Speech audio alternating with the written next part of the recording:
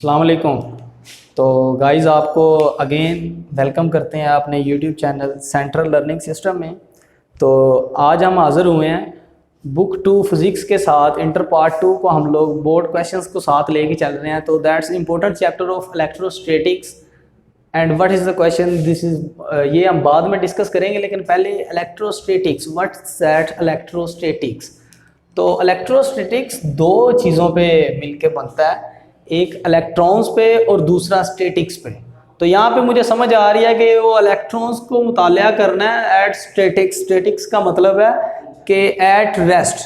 जी, तो electrostatics is the study of electrons at rest, is that electrostatics. और इसका एक इम्पोर्टेंट टॉपिक है जिसको आज हम कवर करेंगे, वो है electric flux through a surface enclosing a charge. तो इसमें 3 से 4 बातें हैं जिसको समझना ज़रूरी है क्वेश्चन में, जिससे मुझे ये क्वेश्चन हल करने में मदद मिलेगी।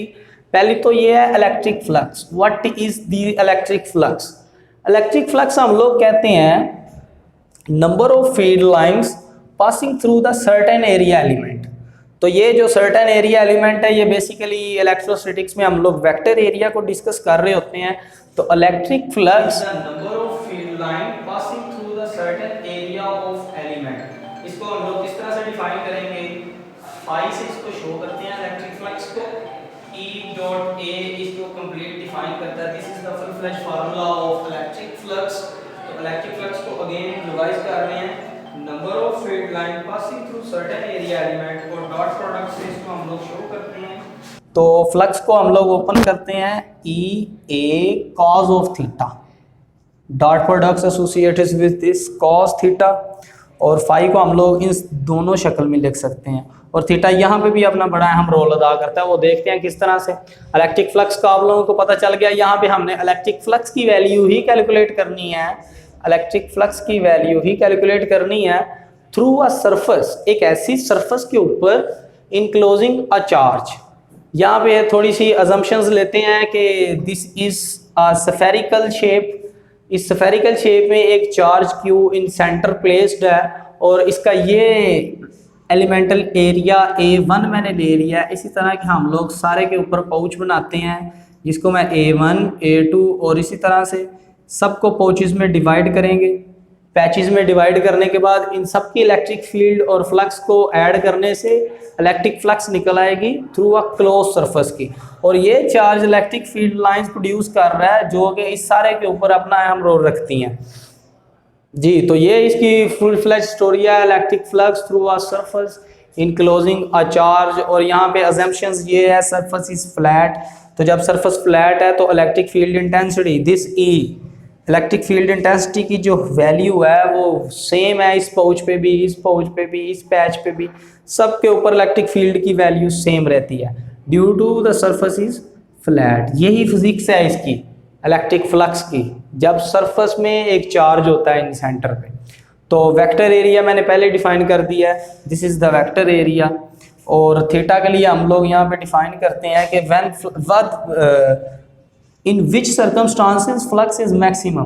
तो flux is maximum when theta is equals to 0। तो यहाँ पे हम देख रहे हैं, यहाँ फ्लक्स एरिया के साथ यहाँ पे जो एंगल आ रहा है वो 0 आ रहा है। तो इस वजह से यहाँ पे मेरे पास जो फ्लक्स होगा वो मैक्सिमम होगा। ये फ्लक्स है, ये फ्लक्स है थ्रू वन एरिया, जहाँ पे मेरे पास ये A1 है। इसी तरह से मैं A2 के लिए अगर फ्लक्स निकालना चाहता हूँ, तो अभी मैं फ्लक्स को कैलकुलेट करना शुरू करता हूँ। EA1 flux 2 EA2। Similar way में मैं फ्लक्स n तक लेके जा सकता हूँ, AN तक। और E मैंने क्यों सब में सेम लिखा है, क्योंकि मेरी अजम्पशन ये है surface is flat, so E electric field intensity is same as. और यहाँ पे मैं सारे का फाई टोटल करने वाला हूँ, phi 1 phi 2 phi 3 up to 5।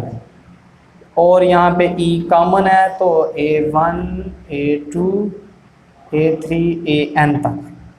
अगर मैं इस पूरे फ्लक्स को देखूं, ये पूरा फ्लक्स एक स्फीयर है और एरिया है, ये एरिया को गिवन कर रहा है। इसको मैं लिख सकता हूं एरिया ऑफ स्फीयर। ये एक मैथमेटिकल टाइप का क्वेश्चंस है मैथ में, फाइंड टोटल की वैल्यू और इलेक्ट्रिक फील्ड की वैल्यू मेरे पास गिवन है 1/4πε0 Q/r²। जी, तो एरिया ऑफ स्फीयर में आमतौर पे स्फीयर का एरिया होता है 4πr²। तो इसी को यहाँ पे मैं पुट करने वाला हूँ। फाई की वैल्यू यहाँ से मिल रही है, एरिया की वैल्यू यहाँ से मिल रही है 1/4πε0 Q/r²। Area of sphere is 4πr², और ये यहाँ से वैनिश हो रहा है 4π से r² से, और we are left only with this phi is equals to Q/ε0। this is the value of Q on all charges। इसको मैं इस तरह से भी डिफाइन करता हूँ 1/ε0, और this is the total charge। तो electric flux through any closed surface is this flux is equals to 1/ε0 Q। ε0 is the permittivity of free space, Q is the charge which is spreading on all the elemental area. और basically ये गॉसिस law है। यहाँ से मैंने जो result निकाला है वो बेसिकली ये गॉसिस लॉ है, जो कि कहता है electric flux through any close surface is equals to the 1/ε0 time the total charge enclosed in that surface. तो गॉसिस लॉ इसका रिजल्ट है electric flux through a surface enclosing a charge.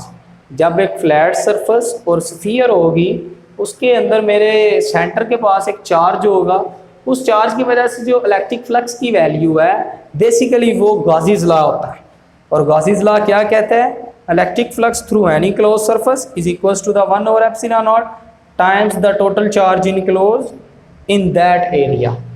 जी, तो यहाँ तक हम लोग अपने तकरीबन टॉपिक को कंप्लीट कर रहे हैं। Electric flux through a surface enclosing a charge, और ये इलेक्ट्रोस्टैटिक्स का एक इम्पोर्टेंट टॉपिक है। इंशाल्लाह नेक्स्ट टॉपिक में हम लोग हाजिर होंगे एक नए टॉपिक के साथ, इम्पोर्टेंट टॉपिक के साथ।